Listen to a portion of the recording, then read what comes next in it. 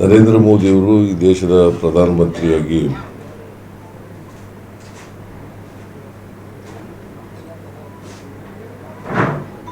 ಸುಳ್ಳುಗಳನ್ನು ಮಾರುಕಟ್ಟೆ ಮಾಡ್ತಾ ಇದ್ದಾರೆ. ಸುಳ್ಳು ಪ್ರಚಾರ ಮಾಡ್ತಾ ಇದ್ದಾರೆ. ಸಂವಿಧಾನದಲ್ಲಿ ಆರ್ಟಿಕಲ್ 14 ಪ್ರಕಾರ equality before law, equal protection of law ಅಂತ ಹೇಳಿದೆ. Equality before law, equal protection of law. 15(4)16(4) ಯಾರು ಈ ಸಮಾಜದಲ್ಲಿ ಸಾಮಾಜಿಕವಾಗಿ ಮತ್ತು ಶೈಕ್ಷಣಿಕವಾಗಿ ಯಾರು ಹಿಂದುಳಿದಿದ್ದಾರೆ, ಅವಕಾಶಗಳಿಂದ ವಂಚಿತರಾಗಿದ್ದಾರೆ,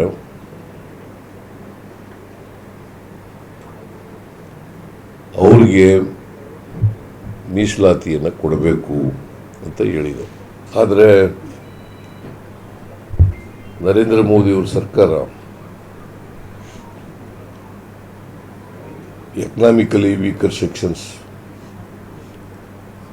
ಅವ್ರಿಗೂ ಕೂಡ ಸಂವಿಧಾನವನ್ನು ತಿದ್ದುಪಡಿ ಮಾಡಿ 10% ರಿಸರ್ವೇಷನ್ ಅನ್ನು ಕೊಟ್ಟಿದ್ದಾರೆ. ಬಾಬಾ ಸಾಹೇಬ್ ಅಂಬೇಡ್ಕರ್ ಅವರು ರಚನೆ ಮಾಡಿದಂಥ ಮೂಲ ಸಂವಿಧಾನದಲ್ಲಿ ಅದಿಲ್ಲ. ಎಕನಾಮಿಕಲಿ ವೀಕರ್ ಸೆಕ್ಷನ್ಸ್ ಅದಿಲ್ಲ. ಆದರೂ ಕೂಡ ಸಂವಿಧಾನವನ್ನು ತಿದ್ದುಪಡಿ ಮಾಡಿ ಮೀಸಲಾತಿಯನ್ನು ಕೊಟ್ಟಿದ್ದಾರೆ. ಈಗ ಬಸವರಾಜ ಬೊಮ್ಮಾಯಿ ಅವರ ಸರ್ಕಾರ ಇದ್ದಾಗ ಒಕ್ಕಲಿಗರು, ಲಿಂಗಾಯತರು ಮೀಸಲಾತಿ ಕೊಡಿ, ಹೆಚ್ಚು ಕೊಡಿ ಅಂತ ಹೇಳಿದಾಗ, ಹೋರಾಟ ಮಾಡಿದಾಗ ಅವರು ಒಂದು ಹೊಸ ಫಾರ್ಮುಲಾ ಮಾಡಿದ್ರು. ಆಗ ಹೊಸ ಫಾರ್ಮುಲಾ ಮಾಡುವಾಗ 4% ಮುಸ್ಲಿಮರಿಗೆ ಕೊಟ್ಟಿದ್ದನ್ನು ತೆಗೆದಾಕ್ಬಿಟ್ರು. ಇದು ಅನ್ಕಾನ್ಸ್ಟಿಟ್ಯೂಷನಲ್ ಧರ್ಮದ ಆಧಾರದ ಮೇಲೆ ಕೊಟ್ಟಿದ್ದಾರೆ ಅಂತ.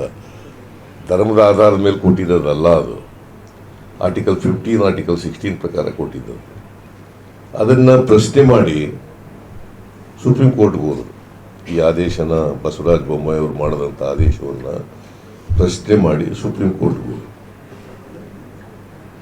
ಸುಪ್ರೀಂ ಕೋರ್ಟ್ನಲ್ಲಿ ಬಸವರಾಜ ಬೊಮ್ಮಾಯಿ ಅವರ ಸರ್ಕಾರ ಒಂದು ಅಫಿಡವಿಟ್ ಅನ್ನು ಹಾಕಿ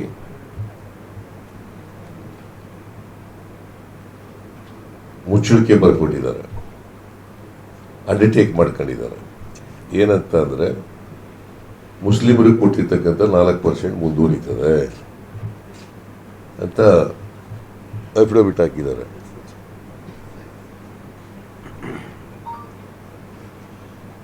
ಈಗಲೂ ಕೂಡ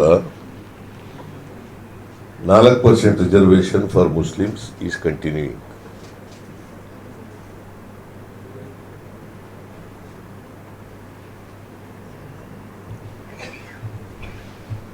ನರೇಂದ್ರ ಮೋದಿಯವರು ಆರೋಪ ಮಾಡಿರ್ತಕ್ಕಂಥ, ಇವತ್ತು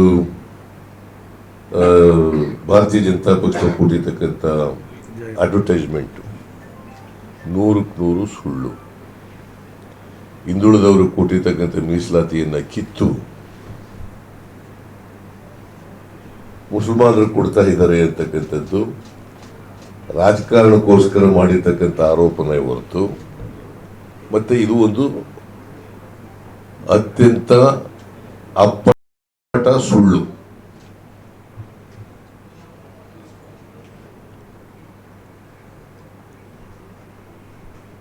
ಸಂವಿಧಾನ ಏನು ಹೇಳ್ತದೆ ಅದರ ಪ್ರಕಾರ ಮಾಡಬೇಕು. ಇದರಲ್ಲಿ ಕೋರ್ಟ್ ಇದೆ, ಸುಪ್ರೀಂ ಕೋರ್ಟ್ ಇದೆ.